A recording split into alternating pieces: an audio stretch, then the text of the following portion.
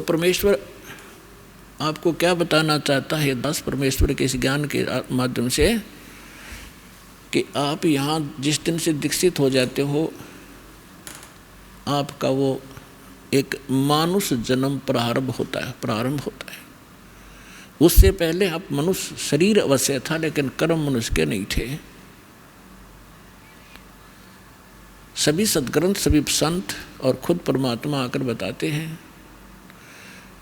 कि परमात्मा इस मनुष्य जीवन की प्राप्ति आपको केवल परमात्मा प्राप्त करने के लिए और जरा और मरण के संकट से छुटवाने के लिए ही प्राप्त होता है। आपको ज्ञान संपूर्ण होता नहीं, और संसारिक लोगों से जो ट्रेनिंग आपको मिलती है उसमें दृढ़ हो ही जाते हो। कोठी बना ले बेटा, उस लड़के ने देख ले थोड़े से दिन हुए नौकरी लगा था और 2 कोठी बना ली, तो हमारे वो इंजेक्शन लग जाते हैं। हम फिर वही टारगेट लेकर आगे चलते हैं नौकरी में या कोई बिजनेस में।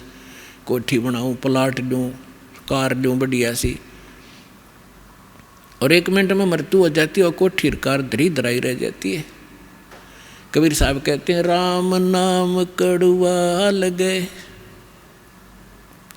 राम नाम कड़वा लगे, ये मीठे लगे दाम, दुविधा में दोनों गए, भाई माया मिली ना राम। पुणात्मा, इस अध्यात्म मार्ग से जब आप परिचित हो जाओगे, आपको कोई किसी प्रकार की भी शंका डाउट नहीं रहेगा। जैसे आपको ज्ञान वही होता है, प्रमाण वही होते हैं, उदाहरण वही होते हैं जो रह रहकर पूरे वर्ष सुनाए जाते हैं। और आपकी आत्मा को ये ज्ञान और ये प्रमाण कितनी बार सुने उतनी बार अच्छे लगते हैं, तो आप स्वस्थ हैं। और जिसको ये महसूस होता है कि ये सत्संग तो मैंने पिछली बार भी सुना था, ये बात सुनी थी, तो ये आपकी कमजोरी है, आपके कोई वीकनेस आत्मा में आ चुकी है। जैसे एक स्वस्थ व्यक्ति होता है, वो सुबह खाना खाता है, रोटी वही होती है, थोड़ी बहुत दाल सब्जी में बेशक फर्क हो जाए, अंतर हो जाए, और सुबह खाना खाया और शाम को वही रोटी फिर रखी है और आपको रुचि नहीं बन पा रही है, तो आप अस्वस्थ हो गए हो। और यदि आपको वही रोटियां फिर उसी तरह रुचिकर लग रही हैं, तो आप स्वस्थ हैं। और दिन में 3-3 बार खाते हो, रुचिकार लगती हैं, तो आप स्वस्थ हैं।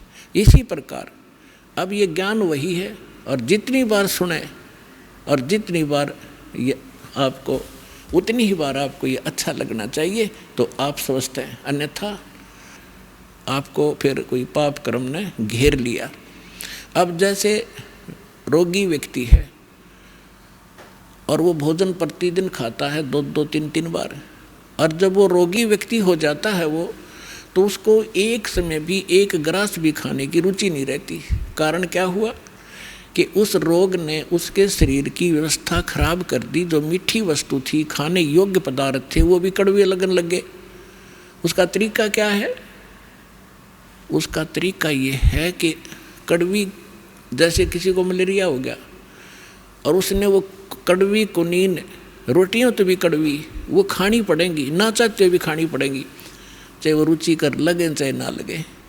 उनके खाने से फिर धीरे धीरे बुखार ठीक होगा, जबर ठीक होगा, तो वह रुचि भूख बढ़ेगी और फिर स्वादिष्ट स्वस्थ होते ही फिर स्वादिष्ट हो जाएंगे।